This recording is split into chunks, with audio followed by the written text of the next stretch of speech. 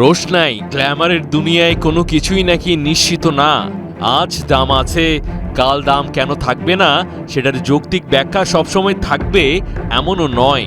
মোহাম্মদ সালার কথাই ধরুন না, ম্যানচেস্টার সিটির বিপক্ষে লিভারপুলের 2-0 জেতা ম্যাচে এমভিপি গোল একটা করেছেন আর একটা করিয়েছেন।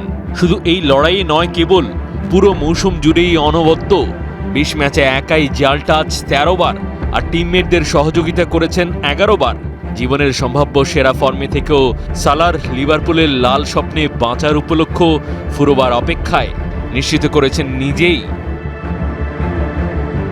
মিশরের ফুটবল জাদুকর স্কাই স্পোর্টসকে দিয়েছেন একটা চাঞ্চল্যকর ইন্টারভিউ।